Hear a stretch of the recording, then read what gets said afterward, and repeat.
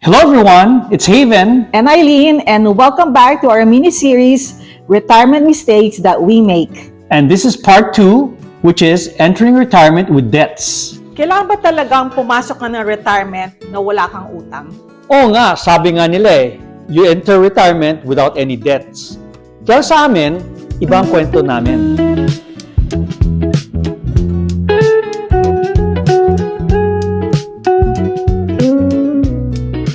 Exactly, kasi right before we were thinking of slowing down, kailangan namin bumili ng bagong sasakyan.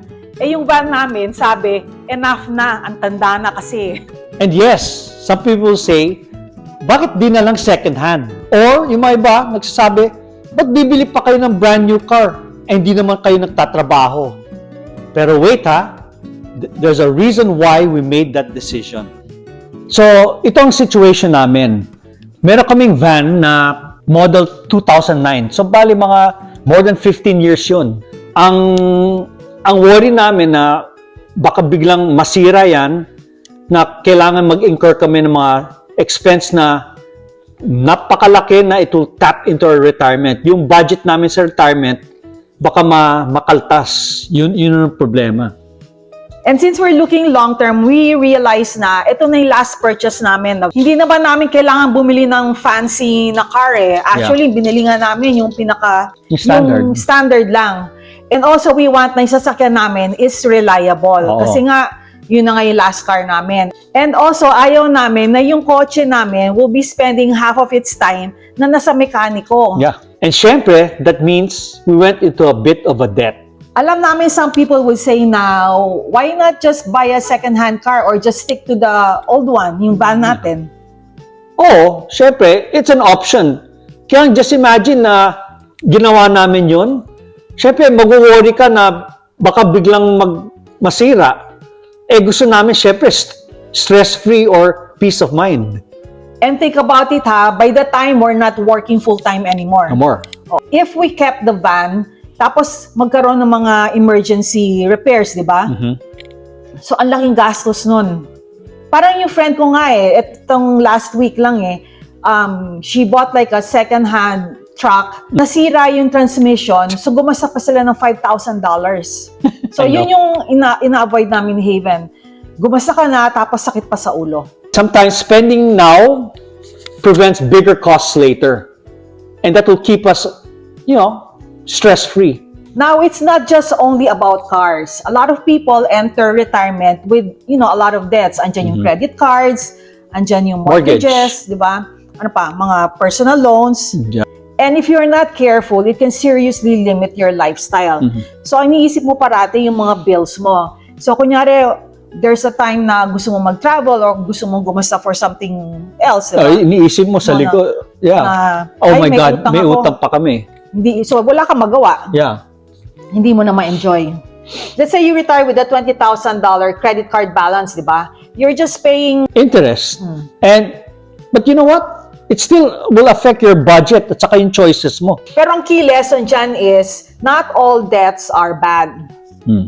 Pero yung mga high interest debts, that should be like totally gone. No. Oo. So yun ang unang-una mong priority na bayaran, yung mga high interest. Katulad namin, yung binili namin yung new car, it ensures na meron kaming reliable na vehicle. And actually, yung ganung debts naman can be manageable if you have a plan. Hindi yung bahala na si Batman, di ba? So just to explain kung ano yung strategic debt, ang ibig sabihin ng strategic debt, yung debt na may purpose, right, na makakatulong to sa'yo in the long run. Hindi yung mga utang for luho or mga luxury. Kung baka, you can say it's not a reckless debt, but it's intentional. Oo. Intentional debt yun talaga. Yung strategic debt, kasi pag umuutang ka, It solves the problem. oo, para it doesn't become a bigger problem Yeah. in the future. Right. So in our case, yung buying a reliable car means na less repairs in the future, tapos yung less anxiety for us, and yung peace of mind. And also yung strategic debt, kailangan meron ka ding strategy to pay it off. But here's our plan. We're going to pay as much as possible before we retire. Para pagdating natin na retirement, konti na lang Konti na yung lang. utang namin. Yeah. Kailangan talaga plano yun. Plano, Pinaplano, binabudget. Yeah, you need to know your numbers in short. That's right. So, when you go into retirement, alam mo na kasama na siya sa budget. So, Yep. check mo kung kaya mo Aha. yung pagbayad ng utang na yon. And some retirees naman, they keep their mortgages even after retirement. Kasi some they think that it's cheaper than renting. Diba? Tapos, at least may equity ka rin. Ganon. But, as long as yung interest is low and it's affordable, basta ba kaya mo? And that is strategic debt. Yeah. Oo. So another strategic debt is home repairs. You know, it's better na i-repair nyo yung roof ngayon para later, hindi ka Hindi mas malaki yung problema Oo. mo later on. Yeah. Oo. Kasi kung ngayon, pwede mo pang bayaran, di Oo. ba? Oo. And kung meron ka pa rin utang, same as like the car, konti na lang babayaran mo when you're, talagang nasa retirement na. Alam namin some of you follow Dave Ramsey, a financial guru. And I'm sure tatanungin nyo kami, what do you think of his teachings na if you cannot pay a car in cash, Don't even buy it. diba? Yeah. Ang logic kasi ni Dave Ramsey is, If you buy in cash, you don't have any monthly payments. So instead of going sa monthly payments, pwede mo gamitin yan for other investments. oo, mas kikita pa yung pera mo. That's right. Kasi pag may utang ka, may risk, may stress, at saka may financial burden yun, syempre, Yeah. diba? Oo. And usually yung advice ni Dave Ramsey is for people who are drowning in debts. Yung nagtitread na ng water. Oo. And these are the people also who don't have savings and need strict boundaries. And kailangan talagang disiplinado, maging disiplinado. But real life is more complicated sometimes. Kasi we have different lives. Mga needs natin, iba. Mga mindset, yun, iba-iba yan. And Dave Ramsey talks to millions of people. And not everyone is the same situation. Yeah. And we get what Dave Ramsey is teaching. Maganda ang discipline, maganda ang idea, pero sometimes it's not practical. Oo. Pero no bashing ha. And yun lang yung namin. Hindi. Talagang views ng ibang tao, Oo. hindi mag-agree rin sa kanya. Mga iba, nag-agree. Oo. In our case naman kasi, yung katulad ngayon sa van namin, so pag sinunod namin si Dave Ramsey na we buy it in cash, bago ka pa makaipon pa ng pera, makabili ng kotse, Sira na yung van sira mo. na yung van. Baka mas malaki pa yung magagastos namin. So, di ba? So, in that case, we don't not agree with him. Yeah. It's not gonna work for us. Maybe for some people it Oh. would, but for us, no. So talagang case by case. That's So right. you look at your situation. Plus, we're disciplined when it comes to yung mga payments. Kami, we're always on time. Tapos, hindi naman kami maluho. Hindi kami mahilig sa mga fancy cars. Basta yung Practical lang Practical. yung may windows, may it brings may us from pinto. one point to another. Yeah, Yun lang naman. yun eh. lang. Basic nga lang Basic. ginawa natin eh. Yeah. Miski yung windows namin ngayon, hindi power May windows. sobra ka, no? Wala nang ganon. So for us, financing our car is practical. And paying it aggressively is a strategic decision. Mhm. And this way, we still have the car that we need, di ba? And guess what? Hindi madidelay yung retirement namin. Tuloy Oo, pa rin. Tuloy pa rin. Kanya-kanyang strategy lang yan eh. It's still a win-win situation. Oo. So, ang lessons that we can get from this is, number one, evaluate your debts carefully. Kasi not all debts are created equally. Mhm. Ang magandang debt is yung strategic debt.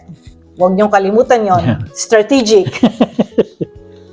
Tsaka yung mga high interest debt, di ba? Oh, that has to go talaga really Priority quick. yun. Yun ang Oo. dapat bayaran kaagad. Yun ang unang-unang dapat mawala. Pag, Katulad din ng sabi namin, strategic debt is okay. And you have to have a plan to pay it off like really fast before retirement. Pero kung meron pang natitira, konti na konti lang. Di ba? And also, peace of mind matters.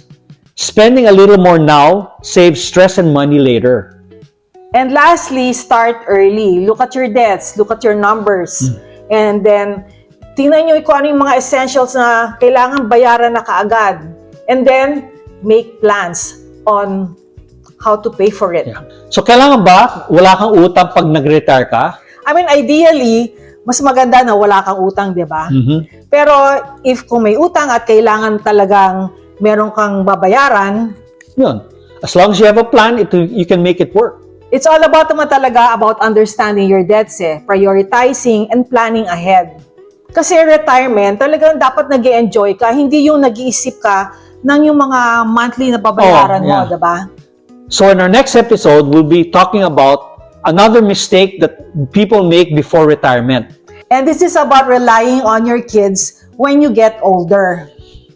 And ito masyashock kayo sa sagot ni Brian. Kasi we asked him a question na we were not expecting yung sagot niya.